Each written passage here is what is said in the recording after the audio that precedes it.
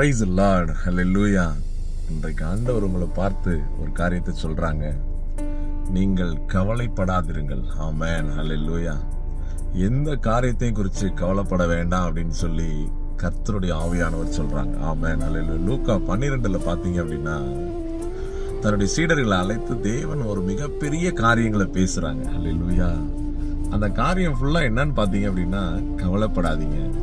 கவலைப்படுறதுனால உங்களால ஒரு முளம் கூட முடியுமா, குறைய முடியுமா, ஆகாயத்து பறவைகளை பாருங்க அப்படின்னு சொல்லி அநேக காரியங்களை தன்னுடைய சீடர்களுக்கு சொல்லிட்டே இருக்கிறாங்க. ஏன் ஒரு நீண்ட ஒரு பிரசங்கம், ஏன் இந்த கவலைப்படக்கூடிய காரியங்களை குறித்து இவ்வளவு டீட்டெயிலா ஏன் ஆண்டவர் சொல்றாங்க அப்படின்னா, நல்லா கவனிங்க. நீங்க கவலைப்பட்டீங்க அப்படின்னா தேவனுடைய ராஜ்யத்தை தேட முடியாது, பார்க்க முடியாது. ஆமென், ஹல்லேலூயா. அதனாலதான் இன்றைக்கு ஆண்டவர் இந்த இடத்துல தன்னுடைய பிள்ளைகளை பார்த்து சொல்றாங்க, நீ கவலையே படாத, உனக்கு எல்லாம் சேர்த்து கொடுக்கப்படும். ஆமென்னு சொல்லுங்களேன். உங்களுக்கு எல்லாம் சேர்த்து கொடுக்கப்படும்.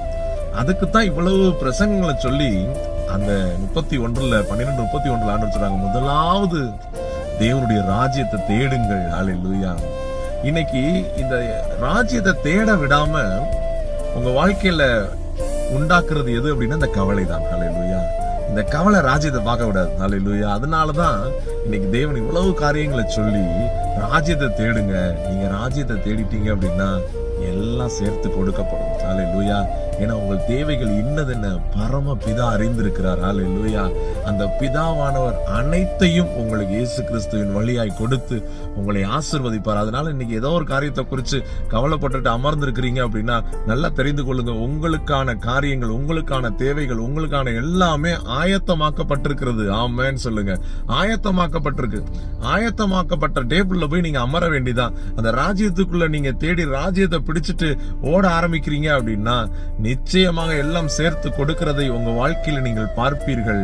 ஹல்லேலூயா. அதனால இன்னைக்கு எதை குறிச்சு நீங்க கவலைப்படாம அப்பாவை நல்லா துதிங்க, ஸ்தோத்திரம் பண்ணுங்க. தேவனுடைய ராஜ்யம் பேச்சுல இல்ல, பலத்துலதான் இருக்குது. ஆவியில நிறைந்து ஜெபிங்க, அந்நிய பாஷைகள்ல ஜெபிங்க, வசனத்தை பேசுங்க, வசனத்தின்படி வாழ ஒப்பு கொடுங்க, தேவ சமூகத்தோடு இருந்து கொள்ளுங்க. அந்த மேகம் உங்களை மூடியே இருக்கட்டும். அப்படி இருக்க இருக்க இருக்க ஆட்டோமேட்டிக்கா உங்களுக்குரிய அத்தனை காரியங்களையும் தேவன் உங்கள் வாழ்க்கையில உண்டாக்குறதை நீங்கள் பார்ப்பீர்கள். God bless you.